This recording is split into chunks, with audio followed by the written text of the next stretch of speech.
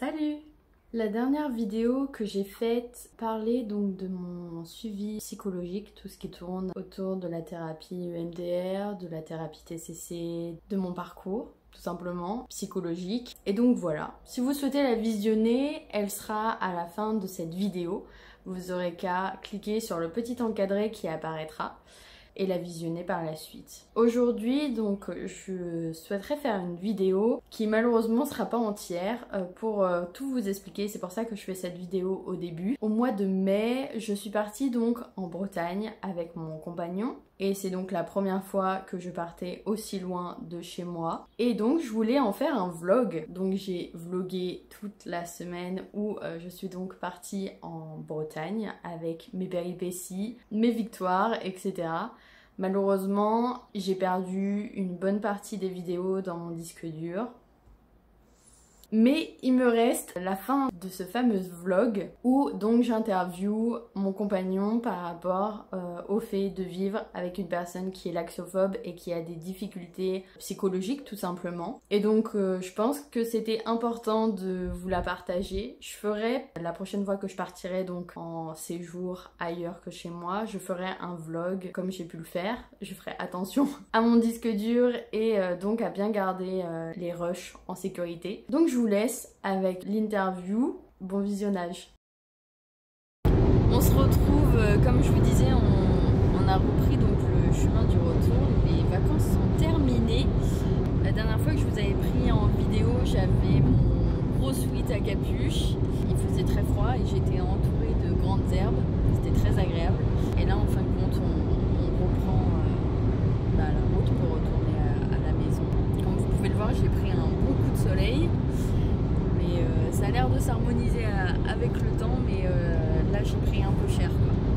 Les vacances se sont hyper bien passées, avec des moments un peu plus compliqués en ce qui concerne le stress et tout ça, mais l'endroit était magnifique et c'était très sauvage. Ça m'a permis de pouvoir moins stresser par rapport à d'autres endroits qui peuvent être beaucoup plus angoissants, pour trouver des toilettes ou que sais-je. Donc, je suis accompagnée de mes acolytes, j'ai mon chien qui fait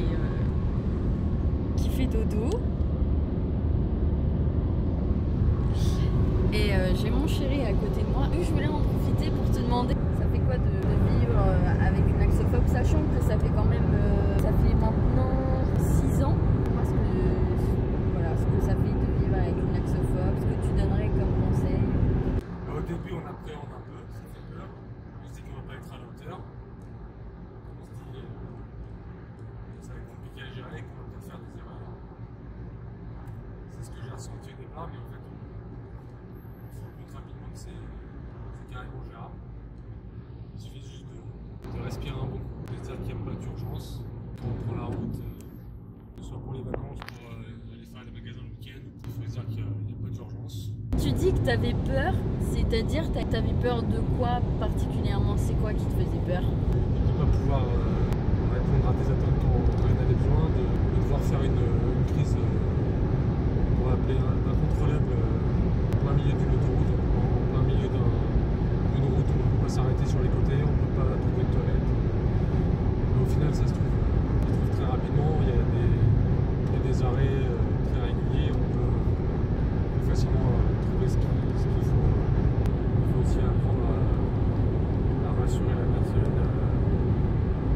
Je pense qu'effectivement c'est hyper, pour vous remettre un peu dans le contexte, le dernier événement qui m'est arrivé, il a été assez particulier. C'était effectivement sur une autoroute où même pour s'arrêter ça a été quand même assez violent, et moi je m'en suis voulu un peu parce que j'ai un peu mis les personnes qui étaient dans la voiture dans un certain danger, parce que quand on a peur, qu'on fait une crise de panique, des fois c'est incontrôlable et du coup on emmène un peu tout le monde dans notre crise, et surtout quand on est pour les autres personnes au volant, c'est très compliqué à gérer. Ce que je veux dire, c'est que c'est déjà une phobie qui est très difficile à vivre et qui malheureusement est présente au quotidien. Et vu que c'est sur nous-mêmes, on ne peut pas vraiment s'éloigner de ce qui est en train de se passer. Si on se fait dessus, on ne peut pas s'éloigner de ce qui se passe, de ce qu'on est en train de faire. faire, quoi.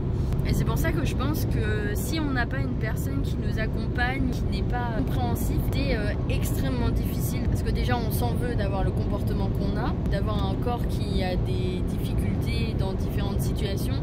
Mais en plus, si on nous culpabilise, c'est encore plus dur. C'est vrai que le fait de prendre son temps, moi, ça m'a beaucoup rassurée de me dire, bah non, en fait, il n'y a pas de problème.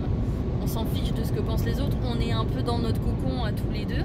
Que les deux soient satisfaits. Est-ce que tu as autre chose à ajouter? Au départ, il y a des choses que j'ai faites que je pensais bienveillantes ou des choses normales. Comme par exemple, sur la route, tu vas demander dès qu'il y a une aire d'autoroute, est-ce que tu as besoin qu'on s'arrête ou est-ce que ça va? La personne qui essaye de gérer ses émotions et en plein dans sa bulle, le fait de lui demander ça la fait repartir dans ses mauvais schémas. Et en fait, au départ, je pensais que c'était quelque chose de bienveillant. C'est quelque chose de bienveillant, mais c'est pas forcément la meilleure solution. Il faut laisser la personne se gérer elle-même si elle en a besoin. Et elle saura demander dès qu'elle en aura besoin. Et pareil, le fait de se dire au départ, il faut absolument qu'on arrive le plus vite possible à la destination pour qu'elle soit en sécurité.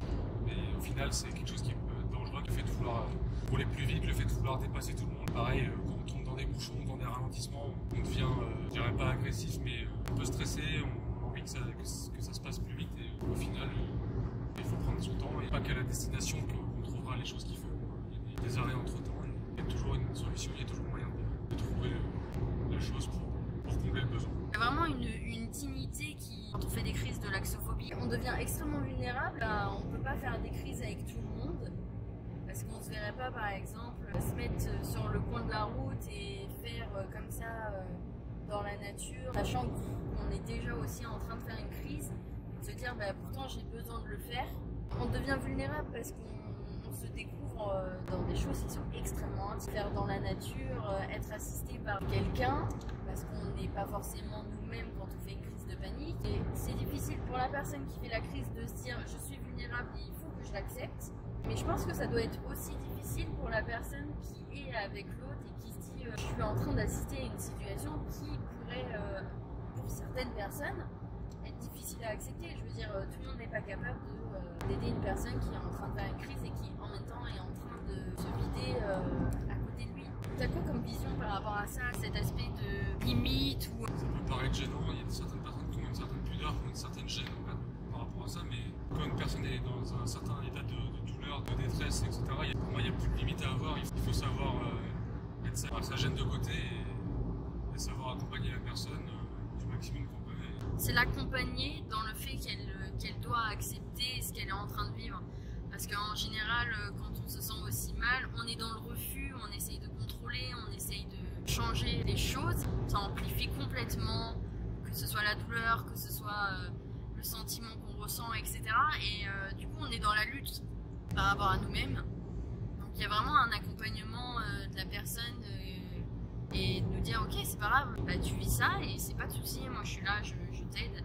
Et effectivement, quand c'est aussi grave, on fait tomber un peu les jugements qu'on a, on revient à cet aspect d'humanité. Et par rapport au fait tout à l'heure que je disais qu'il y a des choses où malheureusement on est obligé de faire des concessions, on est obligé de vivre les choses différemment. T'as quoi par rapport à ça? Est-ce que des fois tu te sens frustré? Il y a certaines petites choses, si voir un film, une certaine date et que la personne n'est vraiment pas prête, vraiment pas dans la bonne journée, dans la bonne situation, il faut pouvoir accepter ça. Ça peut être frustrant.